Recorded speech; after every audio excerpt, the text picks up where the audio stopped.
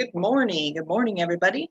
Welcome to the Saturday Morning Mastermind. I'm your host, Samantha Studebaker-Carl, and I'm broadcasting to you from beautiful Indianapolis, Indiana. And today I'm here with my good friends, Dan and Karen and Catherine and Angel. And today we are going to continue our discussion of the book, Love, Life, God by Jarrad Hewett. And we are currently in chapter 6. We started talking about chapter 6 last week. And today we're going to go forward with that as well and talk a little bit about manifesting and how we are always manifesting. And we may not even realize it, and we may not realize how that is showing up in our lives. So we want to kind of talk about that a little bit. But before I get going, I just want to let you know that if you're out there watching us live on Facebook, you can leave a comment there below the video, and we'll see what you're adding to the conversation, and we can add that thought into our discussion.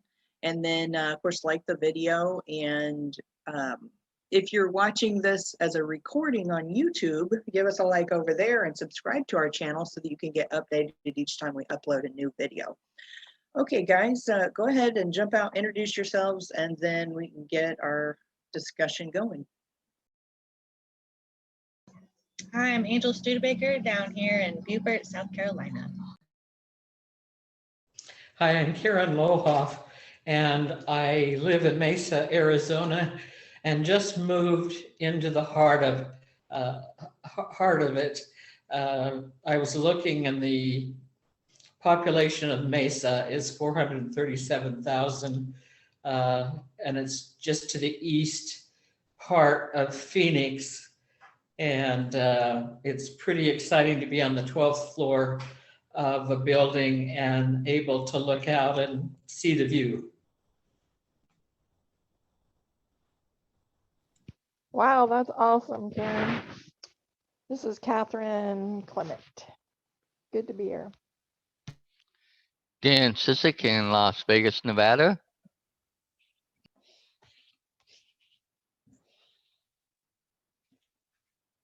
Hey everybody, good morning.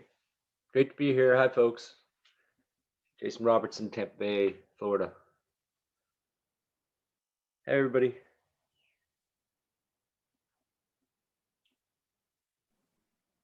Morning. Good morning. Awesome, Jason. Glad you were able to jump on here with us as well.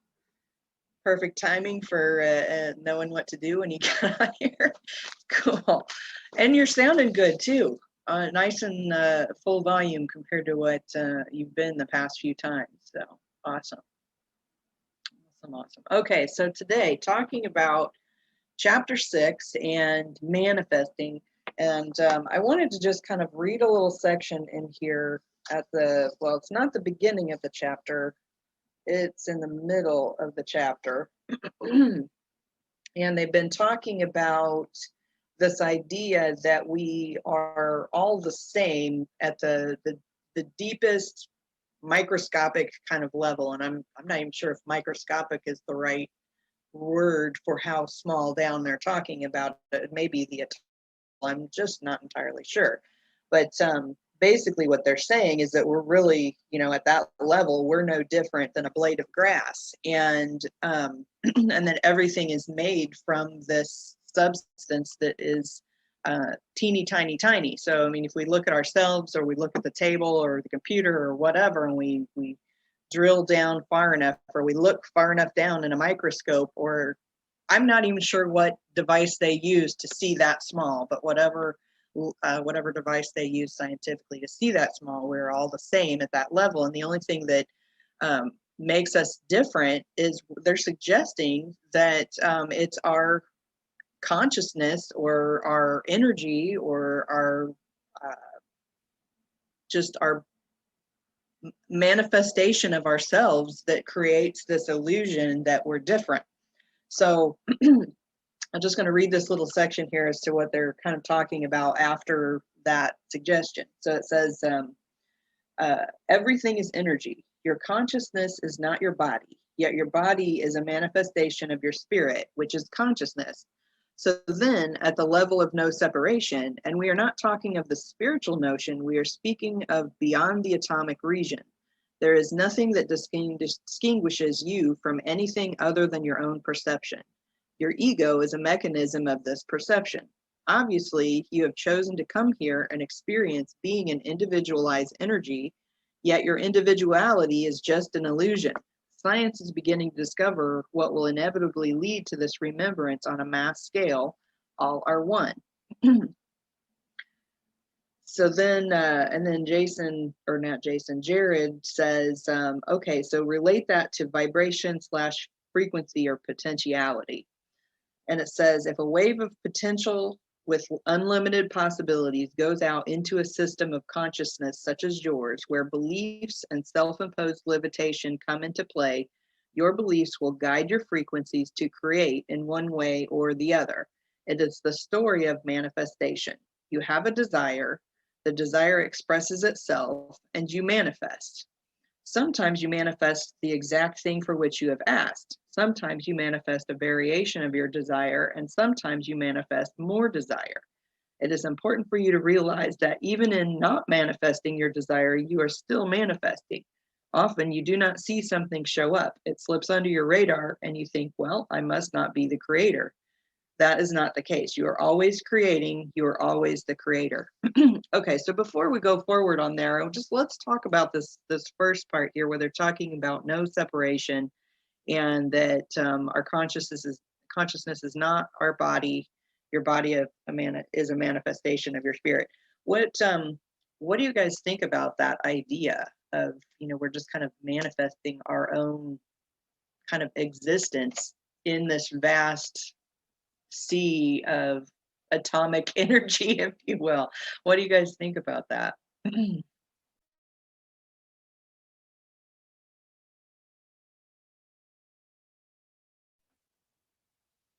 Hey, I'll hop out real quick. I kind of have to disagree. I think we're all, I think we're manifesting as best we can, but we're not, certainly not in control of all of our electrons and energies. I think all the time. I think we have to work within the guidelines of what we have, I guess. What do y'all think?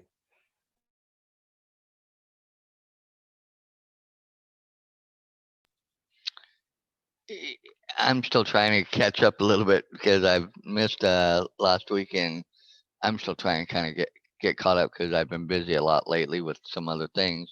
But when you were reading that, I finally found what you were reading, and mm, I kind of agree. My consciousness is not my body, but I think my body is part of the consciousness. If you can understand kind of the connection there, but um, it's I'm still having troubles with, because I look around and I see the physicality of everything, and I see the physicality of me, but yet I also know that everything is vibra- vibrational, and it has different vibrational levels of, so that you know things are always still moving. It just depends on where their vibrational level is at. And so, and to me, it kind of, it's interesting that we have consciousness and thought, but yet, as far as we know, um, trees and plants and stuff, well, I'll say it this way. I think they have a consciousness. It's just not the same as ours, because I believe that the whole earth is a living organism. It just breathes and does things differently than how we perceive it for ourselves physically, but that it does live and breathe. It breathes in the carbon dioxide that we exhale and puts out oxygen that we inhale. So we're all intertwined in that sense. And um, so just like us, the earth can get a fever, so to speak, have hot flashes, or kind of, in a sense, maybe get a cold or something. and get sick, so to speak, and run a temperature. But then there are times where it can get cold, cold in another way and get freezing. And so, that's how I look at it, and that's how I see it. And I don't think a lot of people see and look at the earth that way. They just think of it, oh, it's the earth, it's, and I think we do, all interact, and it kind of goes together with that. So on that end, that's kind of where I'm at. So I'm still trying to put some of this together in my head with the little bit that you read.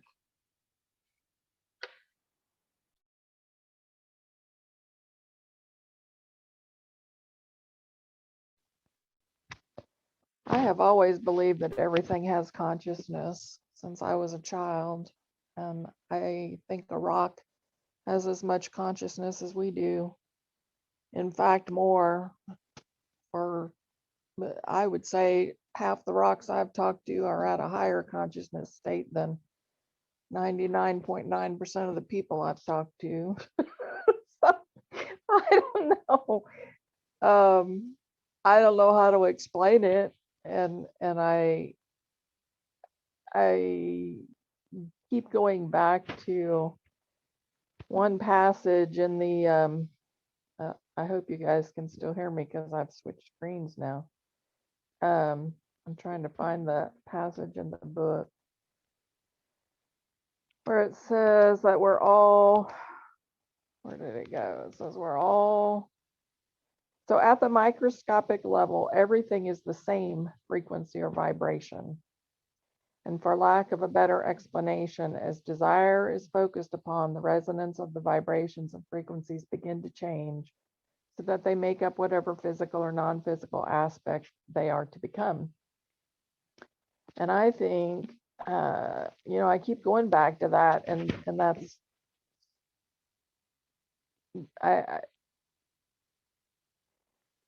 because I often question, because you guys know I do a lot of energy work, and I'm considered a quote master energy healer, whatever that is. And we talk about raising vibrations, but vibration is something that can be scientifically measured. So I personally, I don't have a machine in my, that shows that I'm raising the vibration in the room. I know that it feels different to me. I feel physical sensations in my body when I'm doing that kind of work, but whether that is just some sort of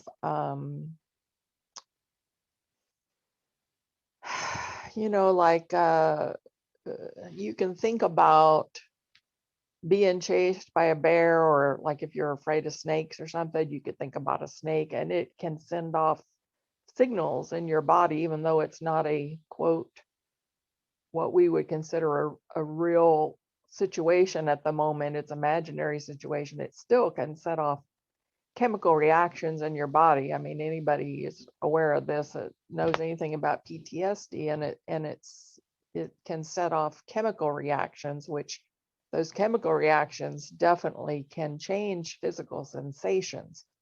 So, I have no idea whether the energy really raises, whether the vibration really changes, or whether I just think it does and it sends off something in my body and makes me feel something. Like, I don't know. I know I have witnessed what I would consider to be miracles after doing some of this work with different things. So it's not that I don't think that it is real or that it exists, but I don't know that it is as we present it to be. I think as humans, we have extremely limited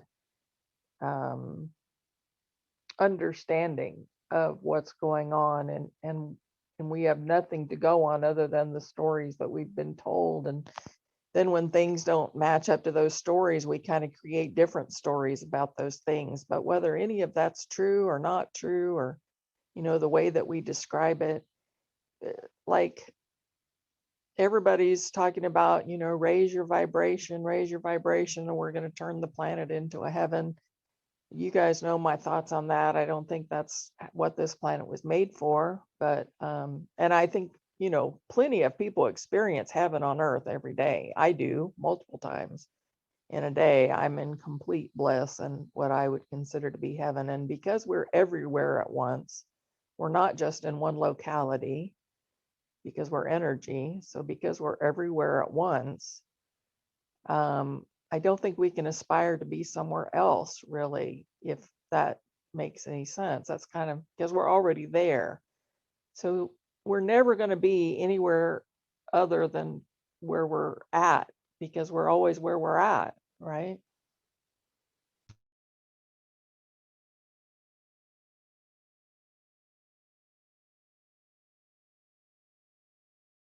I'm going to ask a question, and maybe you can explain or extrapolate a little bit more, Catherine, because you said you believe that we're everywhere, you know, all at once, but now you just said that, but we are where we are at, where we're at.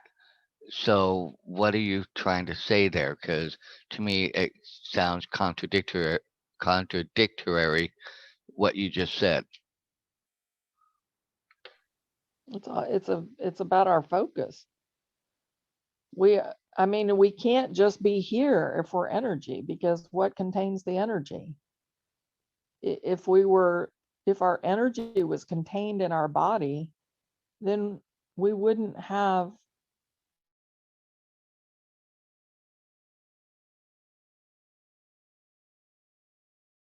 there's knowledges and information that we have access to that is not stored in this body. So there's no way that our energy is just contained in this body, but our focus tends to be right here, right now.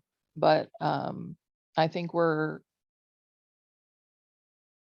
there. You can't, I don't think you can separate energy in a black and white line. This is where this energy starts and this is where this energy ends. And I think that's part of being God, is being everywhere all at once. And we may not want to claim the entirety of being God as a whole, but I think most of us are semi-comfortable claiming as being part of. And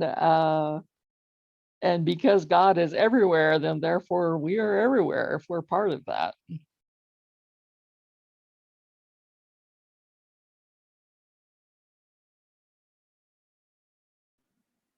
I had another thought that came up when, on that same kind of level of, being everywhere, but but also only being here.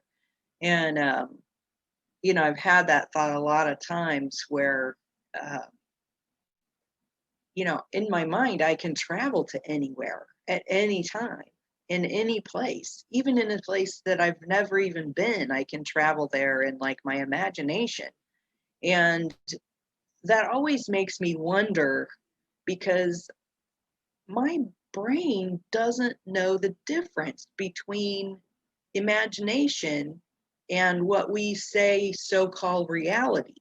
And my husband and I were talking about this the other day, where we were discussing the book, and then I presented to him this idea that emotionally we can be affected by a story, written in a book or a movie, or some story that someone tells us that we've never experienced in any way, but we can have the same emotional reaction to that as if it were a real situation in our lives right now. For instance, I mean, we see a movie, and somebody dies in the movie at the point after we've gotten to know that person throughout the whole movie, and then all of a sudden they die, and it a lot of times for me it'll bring tears to my eyes, the emotional part of it. And those feelings feel just as real as a feeling if I hear about somebody that I've known in my life who has passed away. And that has always baffled me. And, or not always, but I guess it's been since we've started reading these books and studying these ideas, it's made me think about that. And I'm like, our consciousness is so vast and so deep, and so we can't even fully understand it. And we examine these different ideas, and it just really just makes me think, it's like, what really is reality if we are, as this book has suggested, as science has proven, that at the deepest level we're all just swimming around in this mass ocean of particles and energy and atomic everything. And as you get bigger, there's different types of matter and whatnot, but at that small level, it's all the same. And that's just a mind baffling concept. It's like, in the days, well, I don't know, I guess sometimes your TV will do kind of weird zzz, and you'll see all the pixels. And I get this kind of imagination or this idea in my head. I'm like, we're really just a bunch of pixels. And, and so we just kind of form up like a cloud into a person or into a tree or into a whatever. And there's got to be something guiding that, right? That's something that causes that. What is it? I don't know. I mean, is it our consciousness that's causing that? Is it? I just don't know. It's just a mind-boggling thing. And I love reading scientific studies and scientific theory and listening to philosophy. And I was reading an article the other day in Science Focus magazine where they were actually doing an experiment of trying to prove or disprove plants having consciousness. So that was just a really fascinating thing. So it's this concept of being here or being there. I can go anywhere in my imagination. I can watch and have an idea or learn about something, say in the astronomical realm of, the stars and solar systems and all of that kind of thing. And I can go in my mind and imagine those things and feel the same as I would if I watched the video on TV of someone showing that, or, I can look out the window of the space station via a camera view, and I can be there in my mind just as easy as I can be here looking at the oranges in my bowl over there. It's just a weird thing. It's like our consciousness can't, I don't know. It's interesting. That was what kind of came up when we were talking about that. How do we know? How do we really know? And you don't even have to imagine it, Samantha. And this is the example that I'll give. When I did that remote viewing thing, I was given a number. There was nothing for me to imagine. I just tuned into that number, and impressions showed up in my head that I wrote down. So I was there without being there. And as far as plants having consciousness, I have seen where plants have been able to testify. I can't remember if it like somebody was murdered in the house or a burglary or something. Anyway, the plants, they were able to hook the plants up to like a lie detector test and identify the suspect that committed the crime. So yes, plants have consciousness, you guys. That's why I'm not really that much happier being vegan than I am being a meat eater, because to me, plants have as much life and consciousness as animal products. But I'm not a buzzard. Buzzards are actually the only creature that eats without killing something else. That's a good point. It was I've always felt like plants and trees in particular. I mean plants, obviously I filled my house with plants because they have an energy that just is beautiful and wonderful, and it's just like this pure. So yeah, I completely agree with you, and the same thing on the whole idea of being vegan. It's just like how can you? I feel the same way on that. So I'm right there with you on the, you know, it's alive too. So how is one better than the other? But you know, we're human, so we justify those things. So make ourselves feel better. I think I'd like to hop out real quick. I think like when they're talking about everything being the same at the microscopic level, where they might look at it with an electron microscope and see these, see just the atoms and the electrons and neutrons, at for different atoms. Even different atoms are comprised of different shells, different levels of energy, and they actually resonate at different frequencies. But overall, it seems that there is a window of frequency that we all can exist in. If frequencies get too high, things start to fly apart. If things get too low, then things start to kind of coagulate. But definitely, if things are if frequencies are way too high, things start to fly apart. And so I think it's where you say that we're all the same at that level, or the book says that we're all the same at that level, or you try to, or one were to say that science has proven that we're all the same at that level. We're not really all the same at that level. We are comprised of things that exist at the same at that level, but we're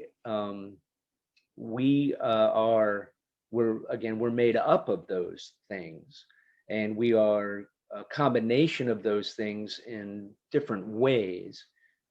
So whether it's the frequencies that have allowed us to become who we are, and then I kind of think of it as our conscious, like the book says, I kind of agree. Our body is not our consciousness. I think our consciousness is a manifestation of our bodies and our ability to think and reason and understand and recognize this reality, and even recognize other realities, or other levels of reality. But it's interesting to me. It's like what Dan was saying is, about the Earth being if you look at it as a living organism, and really I see it very similarly as a living thing, but it's comprised of many other living things that need it to exist in the way it is, such as, for instance, if you have a area of land that has its normal weather patterns, but then you take away the trees in the forest, now the weather patterns become erratic, and there's no plants to shade the ground to keep the water in the soil, and there's no roots to keep the soil and so that the winds don't sweep it away. And so it all kind of comes together to work together in order to have a working Earth organism the way it is. And if you look back to, say, the beginning of everything, and when it started, when things had a chance to root and grab hold, there must have been an environment that allowed that to happen. If it was a too harsh of environment, those things couldn't have developed. And so I think it's interesting that we throughout the universe, we've had to have that environment, or even if you think of it as a good frequency throughout the universe for things to start to take hold and start to grow and live. And then we all had to develop at least if we already had the capability to, we all had to start to reason and think and develop to a point where we could then look back on ourselves and contemplate these things. So it's interesting that, like, if you say we're all we all started out from the same elements, and then or the universe started out from the same particles and elements, that it had to culminate into something that could then turn around and look back on itself, with a consciousness, with a understanding, or searching for an understanding. So I think that's, and then those energies are out there, and we've learned to tap into those energies that are out there and utilize them. Whether those are energies streaming through the ether, or attached to physical things within this earth, or a larger unknown type of understanding. Who knows? Maybe the energies that Catherine's saying she can tap into are multi-dimensional, and not just even from this universe, but different dimensions, as well as different level of spirituality, or even and simultaneously even a different level of frequency. Who knows? But it's all very, very fascinating. I'm really enjoying the conversation.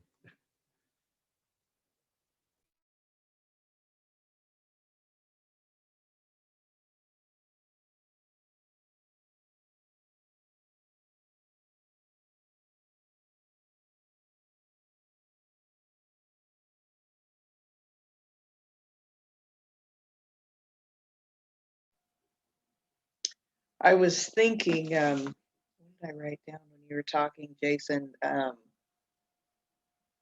Oh, you were, what was it that triggered my mind? About our bodies manifesting our consciousness, or is it the other way around, kind of a thing?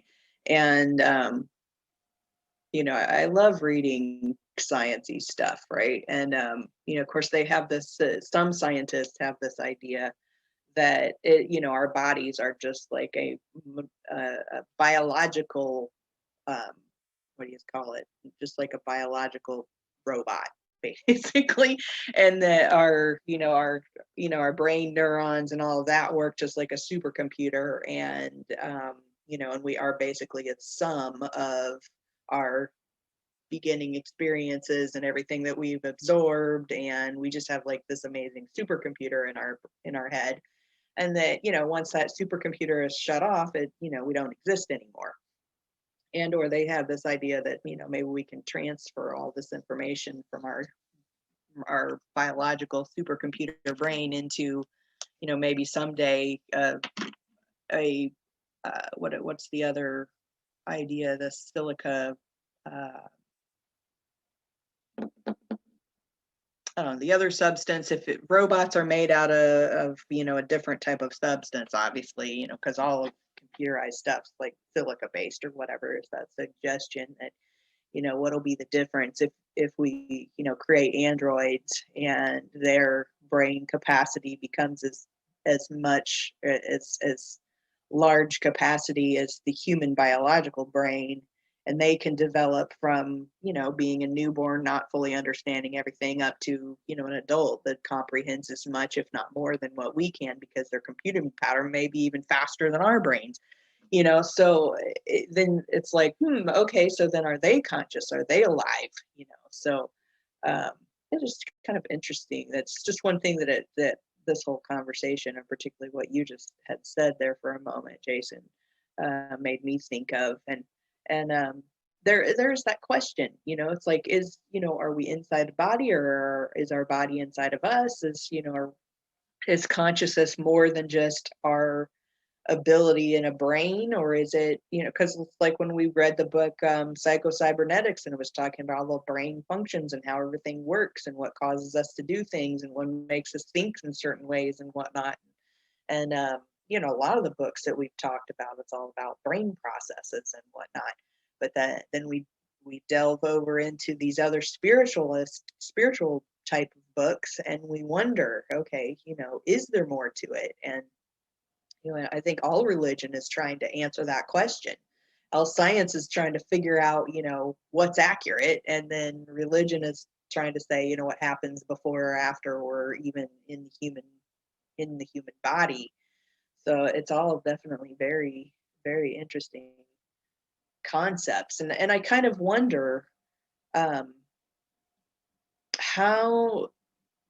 much it matters as a human for us to have a belief that we are more than just this human experience, because I mean, there is that possibility that maybe we aren't. Maybe we are just a human computer, if you will, and all of this stuff comes together, and everything that we experience is all just our supercomputer brain allowing us to experience everything.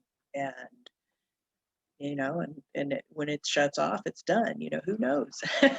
But then at the same time, it's like, how much do we need this belief that there's something more than that? How important is that for the human experience, for us to have that? And is that just, either one could just be a belief? I mean, we just don't know.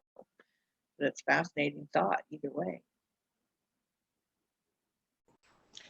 I missed some of the discussion here, but I don't think that anyone covered this part. It's always fascinated me that Bruce Lipton, so many years ago, put, and I'm not going to get this right. I marvel, Samantha, when you talk about the different books and you say, and we learned about this and this and this and this and this, and I don't remember exactly that, and I don't remember exactly this experiment, but he put cells in petri dishes to see what those cells would turn out to be. And, they all turned out to be different kinds of things, like a bone cell, like a brain cell, like a nerve cell, like whatever. In other words, I can kind of picture in those little petri dishes, little arm bones, little leg bones, little eyebrows, little lips, little, whatever. And it's just because you take the same rudimentary items, you take energy, you take frequency, you take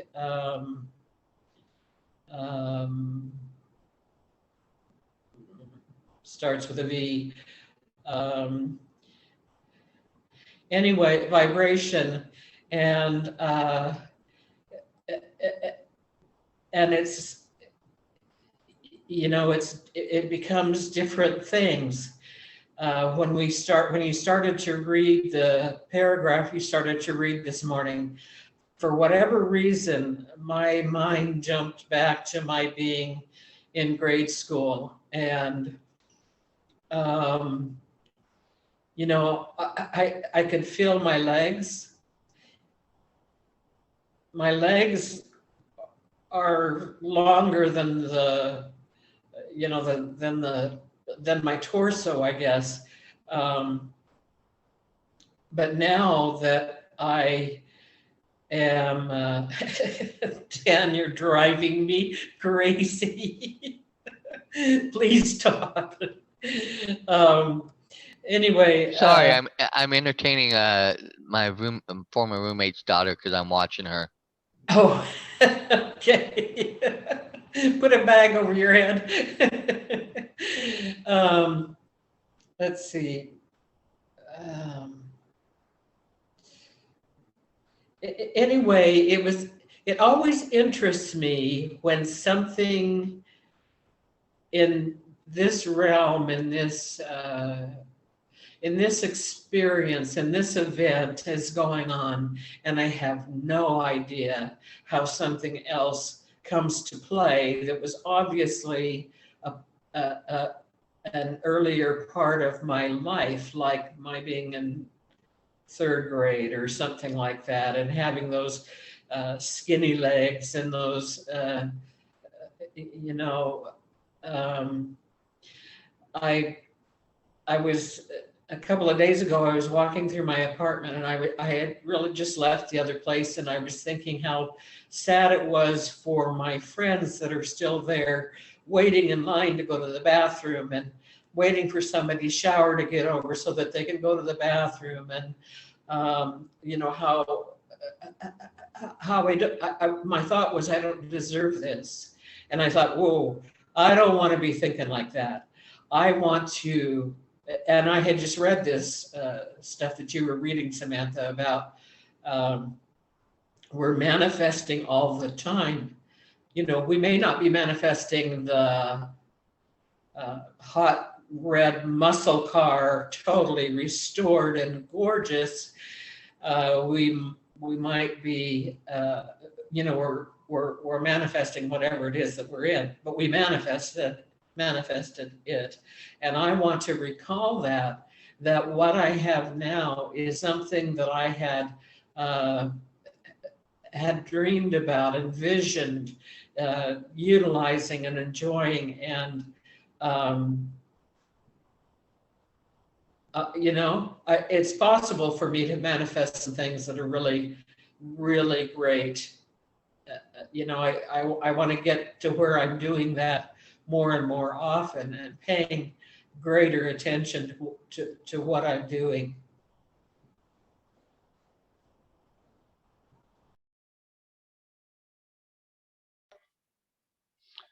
Sorry, you guys.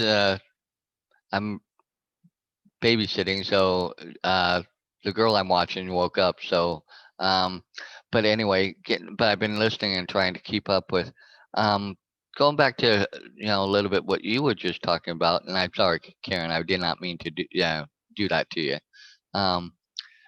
In regards to like the manifesting and stuff like that, it's funny how it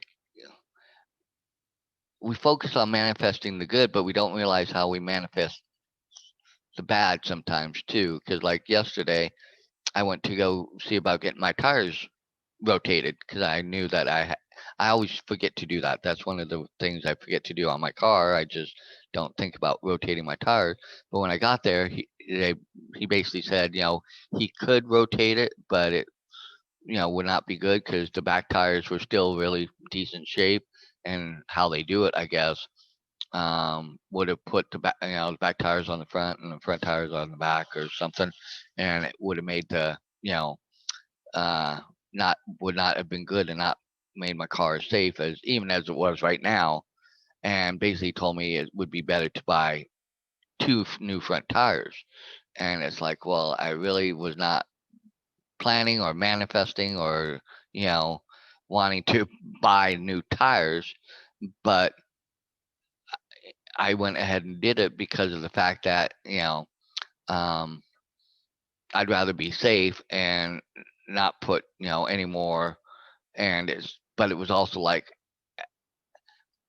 I didn't have as much worry, or I wasn't stressed as much about it because I knew I had the money in the bank and I could cover it. It just was not a happy thought because it's like I'm kind of having that money ear plan for other things. So but it's funny how manifesting and looking and doing and trying to do things, how we have that happen. But then also when you were talking, Samantha, and you were talking about being able to be anywhere, or you can see a picture and imagine what it's like being there. It made me think of like those deja vu moments where you come across something, you go somewhere and you get this weird or eerie feeling that you've been there before, or you sense something very familiar. And I've had that happen to me quite often at different places and times in my lifetime. Of and one time it happened when I was in a whole nother city. Where I got to this one building, I just really felt this overwhelming thing. Like, I've been here, I know this building, I've been here, but physically in my lifetime now, I'd not ever been there. But it was so weird. So being able to picture and sense and kind of be able to go to where you feel like you're somewhere, even though you're in this moment, that's still something that I would love to understand better, because every time I get that deja vu feeling, it's like, how do I reconcile the feeling with the fact that I'm here, and I know in this physical um, aspect of life, I've not been there. So those things, kind of pop up, and kind of sometimes flip, you know, some of my thought processes and how I look at life um, upside down sometimes.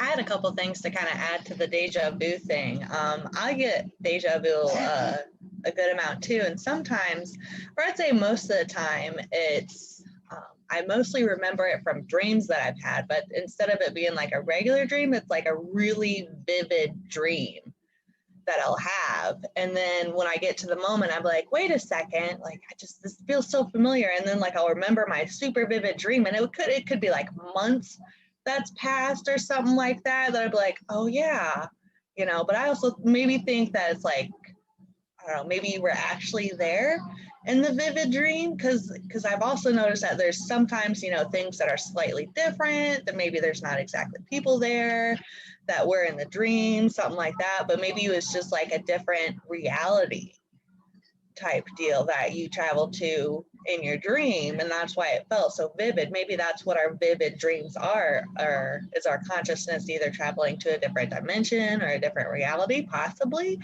I don't know. Nobody knows. Down the rabbit hole we go. But yeah, maybe because that's kind of what I'm kind of thinking. Maybe, I don't know, because I've noticed mostly with my deja vu moments, it's just from dreams that I've had, like super vivid dreams. So yeah, that was just a thought that popped in my head when you were talking about that. See, and I would say that you're always there, but because our human brains are so conditioned to believe that we are not multidimensional, for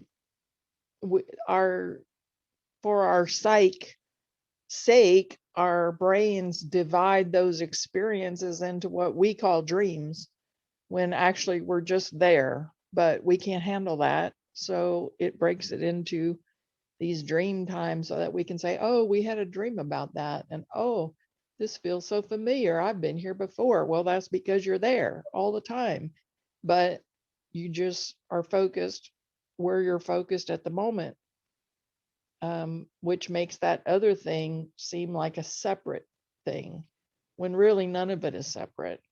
And I don't, I like when I say that, it's not like I can really fully grasp it either. I'm just like throwing that out there, that's kind of what I think is going on, but that our brains just have huge trouble comprehending that. And people that do talk about such things are labeled as mentally ill, are labeled as schizophrenic, or a million other labels that we tend to put on people. And so even people that have these thoughts tend not to talk about them, because they don't want to wind up where all their focus is in a white coat somewhere. And even with social media, I mean, I've certainly experienced over the past year since I stopped rideshare driving that, I kind of eventually, even though I've been what I would consider multidimensional my whole life and having odd experiences, I was one of those people that didn't talk about it because I worked in the psych field for a while and I know what they do to people that talk about such things. So I kept it to myself, and I finally came out of the energy closet, so to speak. I don't know, I'm going to guess back in 2015 or something, maybe, when I put my website up and I started talking about such things. And now that it's out there, like I've been applying for jobs for over a year and can't get work. And I think part of the reason for that is because the first thing employers do these days is they go to your social media, and if you're on there talking about something that they don't agree with or they feel is too far out there or whatnot, then you're automatically disqualified, for that job or that work. So you still, even though there's a lot of people that embrace multidimensionality, it's still very not looked highly, that's another such a contradictory thing, because some of the most, what I would consider some of the most well-balanced and successful people have these expanded understandings and thoughts and utilize the techniques that we've learned through these books, as far as visualization and what you say to yourself, and thinking outside the box, so to speak. And just huge successful people that other people tend to pull those people in to do seminars for their people to expand their thoughts, but don't. But then on the other hand, just like, if you're not that guru and you have those kind of thoughts, then you're just mentally ill. It's so contradictory. Well, what's interesting about that too is, we talk about these books, we have these discussions, and we talk about otherworldly or woo-woo stuff, and yet I can even, be looking through a list of books and I'll come across one book and I'll just be like, oh, really, whatever. And I look at it and I think about it afterwards. I'm like, wait a second, why did that just instantaneously put up this block? That's not even making any sense. It's silliness, but it's just like all of this, I don't know, stereotypical kind of stuff that we've learned over the years to shun the people that talk about stuff that we think is I don't know, silly or whatever. But it's fascinating though, because like this book in particular, a number of years ago I would have seen it and been like, not going to read that, and yet here we are, we're looking at this and exploring these ideas, and it's just plain old fascinating. So I have to remind myself a lot of times that when I'm going through things or coming across videos of people proclaiming different kinds of abilities and experiences and whatnot, is that I can't discount that just because I've never experienced it. It's perfectly okay for me to be skeptical because I'm skeptical of a lot of things. I like to say, question everything, and and just for the sake of learning, and I love reading books on what the actual nature of reality is. So I mean, who am I to say that one thing is more true than another thing? I really don't know. And all I can say is what I've experienced and what things make me think about when I read books like this. So another thing that popped up when who was it that was just talking, or Dan, you were talking about Deja Vu, and a thought that popped into my mind is, as we've kind of discussed this idea, I'm not sure which show we were on this for this book, but this possibility of an idea that that we are all just God's thoughts, and that's how we're all one, is we're all part of God because we are all God's thoughts, and that's how he knows everything, is because he's thinking us all. And like, if that was the case, if we are basically the consciousness of God, or the imagination of God, or just the manifestation in a however, I mean, if we are all one and we are all God, and if we are really just God's imagination, a manifestation of his imagination, there's no reason to think that we couldn't, as a thought, jump from one of us to another of us and experience that other person and what they've seen or experienced in that realm of thought processes. Because, I mean, we can do it in our own mind. We can do it in our own energetic feelings and experiences. We can have sympathy or empathy for another person's experiences and feel the feelings that they would feel. And so who's to say that we couldn't experience the things that they experience as well, and not even necessarily know it consciously? Because, I mean, if we are all part of God, then we're connected to every other part of God, and we just may not be consciously aware of it.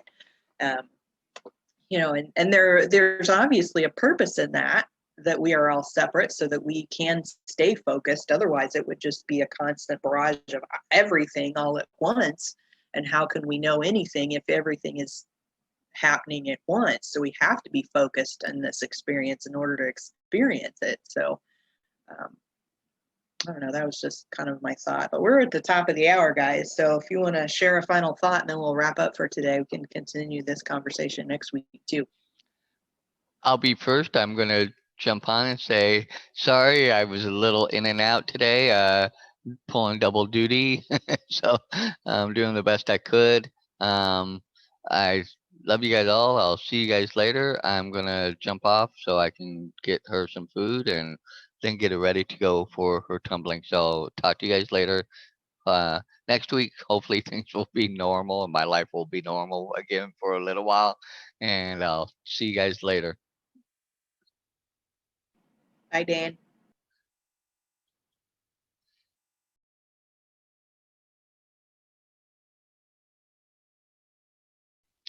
I don't think I have any last thoughts other than I hope everybody just allow yourself to consider other possibilities. One of my favorite things is what if, and not like a what if thinking horrible things. I mean, you can do that to yourself and put yourself in hell pretty quick.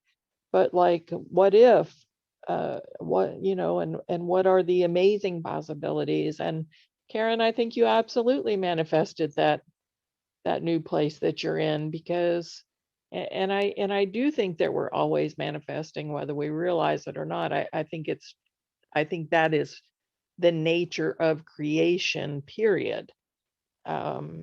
Plants, a plant is never still. I see them move constantly. They are not still, and it's not the wind moving them. I see them move. And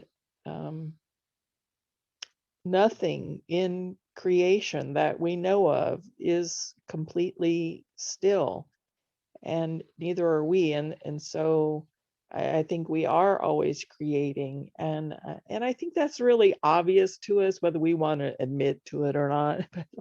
I mean, if you wake up, and you're just in a bitchy mood, and you just, you didn't get enough sleep or whatnot, and you wake up and you go into that, oh, I didn't get enough sleep and now it's going to be a horrible day, I'm not going to have enough energy and blah, blah, blah. I guarantee you, like 12 hateful shit things are going to happen to you before noon.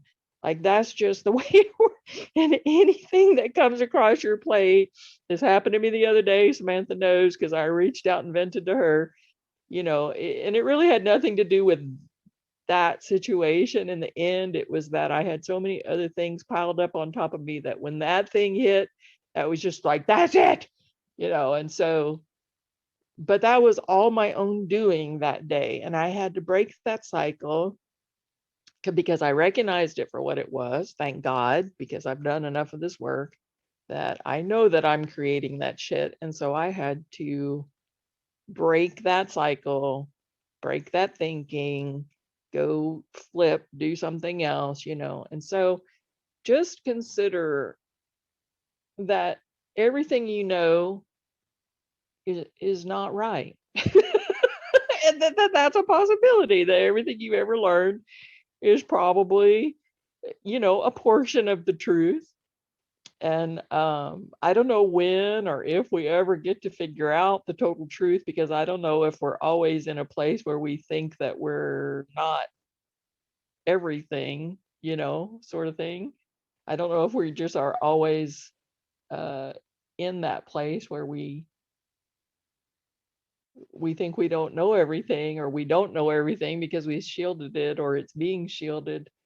But yeah, I was actually thinking about this the other day. You know how they say fake it till you make it, and how a lot of people sort of block themselves from success because they feel like a fraud. And I was like, you know, that's so true. I feel like a fraud. But when I really dig down into that, the thing I feel most a fraud, being a fraud about, is like being human. So it, that's the biggest fake it till I make it that I'm on right now, is just being human and learning how to be human and interact with other humans. And whether that means that I'm from a different planet or the crystal cave, like Sandy, I don't know. But I just know that it is this whole experience is just so very, very fascinating to me. And when I can stay in that place of fascination and observation, instead of and allow it to be just that, then it doesn't make me miserable, and it makes for a much better living experience.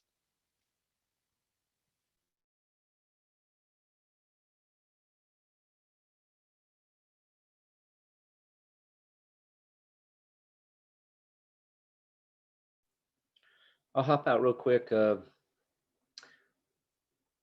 like what you're saying there, Catherine. You know, they say where your focus goes, your energy flows. And so I just want to say, uh, mind your focus, and avoid distractions if you can. You know, give yourself some room from distractions to mind your focus, because your focus determines your feelings. And if you're thinking about the wrong things, you're going to be feeling the wrong energies.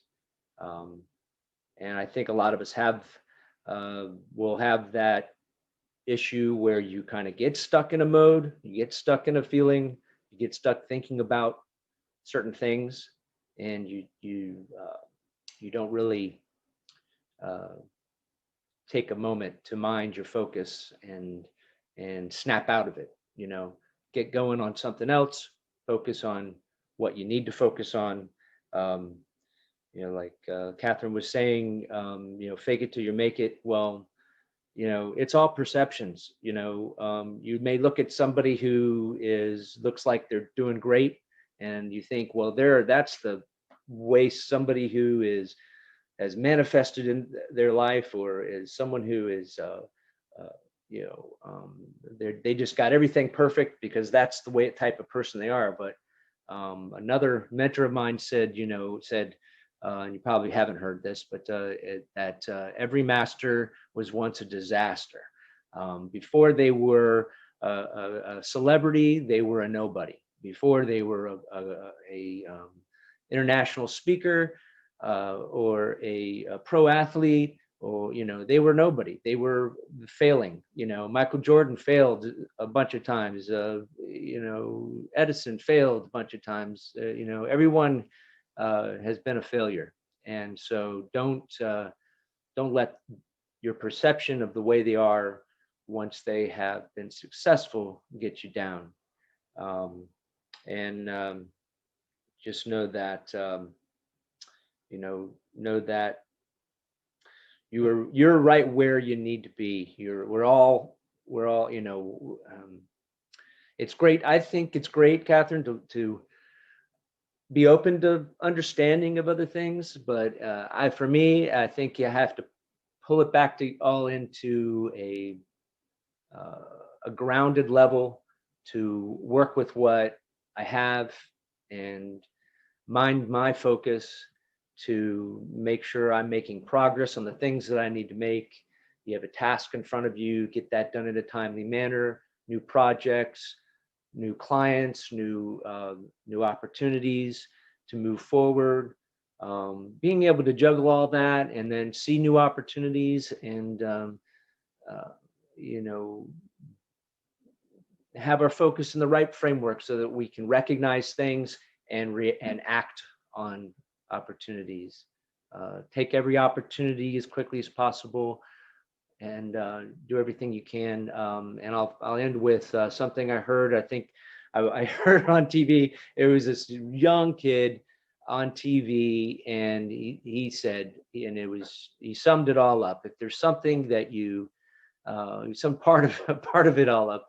If there's something that you really, really want, you got to go fight for it. You got to fight for it. And I'm like, wow, that's at such a young age. This kid's really got it, got at least part of it figured out. So mind your focus and make headway in what you're doing. And wish you all the best. Have a great weekend and a great week. And I love you all. I'll talk to you soon. I wanted to jump out real fast. That kind of, what you were saying, mind your focus, kind of reminded me of another saying that was that I was taught was, be careful what you wish for. And I kind of think that kind of goes with the manifesting and not realizing you're manifesting when you do, because there's been multiple instances where I've manifested things without even realizing it, and I'm going, oh crap. Oh man, because I got exactly what I wished for and it wasn't necessarily what I wanted. And I'm going, oh no, and, but then there's been other times where I've just been, oh, I would really like this, or I would really like that. Like a great example is I've always wanted a skull of some kind, like a deer's head or like a deer skull. And I finally got one, like just this previous year. I'm like, oh, it would be perfect for my aesthetic. I'm going to put it up here. I've always wanted one. I really want one. And then just out of the blue, Ty's like, look what I brought home. I'm like, oh, no way. So and I didn't really mean to manifest it. It was just like one of those like, oh, it would be nice to have one of those. I really like that.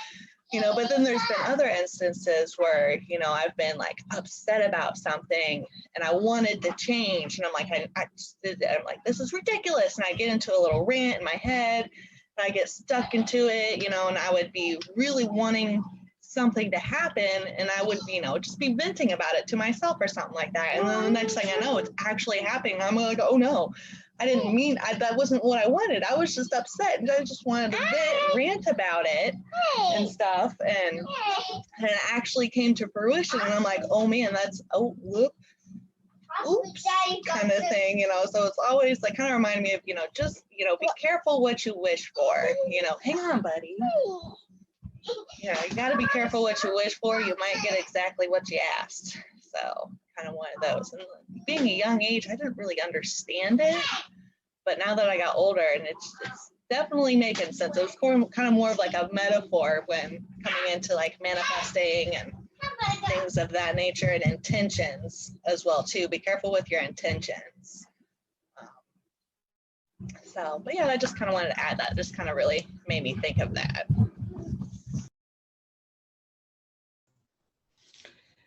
I had,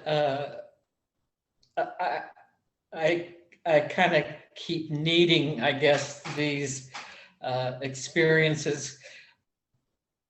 Probably 45 years ago, I really envied a beautiful young girl who seemed to occupy a status in the company that I was with, that I really wanted to myself and all those thoughts that can go through your head, like, she's got a wonderful husband who will go with her to the conventions and love her and speak admirably of her, and just on and on and on and on and on. And within a couple of weeks, she had passed away. She'd had cancer, and she was lying in her bed, and she sneezed and broke her ribs, and I don't know, it was just a real, I thought I'd really learned my lesson and that I wouldn't be envious of anyone. And just a few days ago, I was thinking about somebody, I can't remember who it was, and thinking how, I had a certain jealousy about how much it looked to me like she had things that I really desired to have in my life. And, this manifesting is tricky. This keeping in mind the self-love that we learned about a few chapters ago. And I find this book just packed, literally packed with information that I need to understand and apply in my life. And I think we clearly all do. And I too love this group, love all of you, love the opportunity to be here on Saturday mornings, and look forward to next week. Thanks.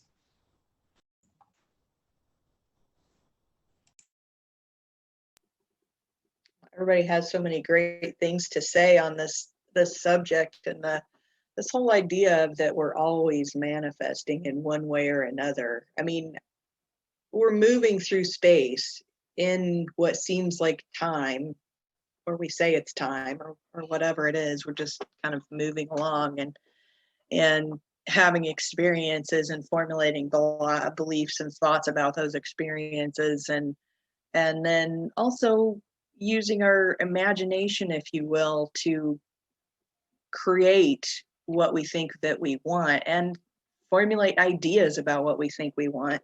And I think that there is this, I mean, I know that I'm always manifesting, because in like what you were saying earlier about, you wake up and if you're grumpy, you manifest a grumpy day, as you focus on being grumpy, your day becomes grumpy. It's just like, it seems obvious, but we don't always recognize that. And, and it's the same thing with, when we're trying to accomplish stuff like what Jason's talking about, when we're trying to create specific things in our lives, specific, accomplishments. And, we focus on doing one particular thing, we can easily accomplish it if we stay focused on it. And I think when they're talking about us kind of manifesting all the time, is that we have these contradictory ideas sometimes when we say that we want to create something in our lives, but then we have these thoughts that will pop up that will be contradictory, such as, I want to have a big successful business, but then in the back of my mind, I'm going, oh, that's going to be so stressful, So it's kind of like, we're like, yes, no, on this teeter totter of events. And we're thinking about trying to create something, and then we think, oh, it's going to be so much work, and I don't know if I can do it. And so it's this kind of roller coaster of energies that we're putting out there into the universe. And and Angel, when you were talking about be careful what you wish for, it's all about, it seems to me it has a lot to do with focus, and we can focus on things and we don't even realize that we're focused on them. I've had things show up in my life that I'm like, I had thoughts about that, but I didn't think that was a main focus in my thought process. But here we are, and it's happening.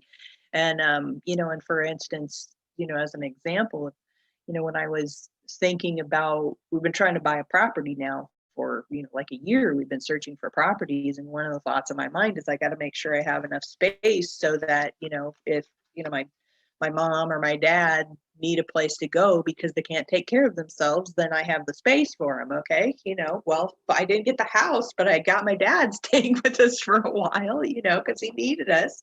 And, I'm like, so I gotta really be thinking about those things without, I don't know, somehow or another, it seems like I was focused on finding a house, but apparently I was manifesting having my dad live with us instead. So it's interesting how things work. And and of course a while back I was imagining myself, this has been a few years ago, kind of like visualizing my dream home, and I was seeing myself there with my grandchildren, and I didn't have grandchildren yet, and now I have 4 grandchildren and another one on the way. So that's happened before my house. So what's up with that? I don't know, but it's interesting how, we do, and of course some people would say, oh well, that's just coincidence, but I don't believe that. I believe that my whole reality is I've created my reality, you've created your reality, and we all have created our own reality, because I can do it in a day, every day, just with my thoughts of, I can create an unpleasant day, or I can create a pleasant day. And like you said, Catherine, I can have a heaven on earth day, or I can create a hell on earth day. It's completely up to me. And sometimes it seems really, really obvious that I'm doing it, and other times it seems so elusive, tricky, like what you were saying, Karen, about it being tricky, or it's not, I don't know if tricky is the right word, or if it's just, it's, I don't, elusive sometimes of guiding it consciously, I guess is the thing. So anyway, it's definitely an interesting conversation, guys, and I've enjoyed talking with each of you, and you have all shared some wonderful thought processes, and I love it when we get together and we have these discussions, because we go in all kinds of different directions, and and it can go, just like this, Jason's very talking about, success and accomplishing very specific things in this human existence, and then Catherine's talking about this, more otherworldly aspect of, am I even here? I'm just having this human existence, and I'm kind of like in this teeter-totter of the in between, going, how real is this, and how much control do I have over it, and what can I play around with to figure out? And I think we're all on different spectrums of, it's both, it's everything, it's every which way, it's whatever we're focused on at the time, kind of a thing. So it's fascinating. So if you guys are out there and you're watching this, and you're finding these conversations interesting, and you want to jump in with us, we'd love to have you. All you got to do is go over to mindsetmasterycollective.com. That will give you a link to get into our Facebook group, and you can ask to join our group, and participate in these discussions. So we meet generally every Saturday morning around 10 a.m. Eastern, and so if you'd like to participate, we'd love to have you. And if you would like to just keep on getting notified when we post recordings, then subscribe to our YouTube channel, click like, all that kind of thing. And we'll see you next time on the Saturday Morning Mastermind. Bye for now.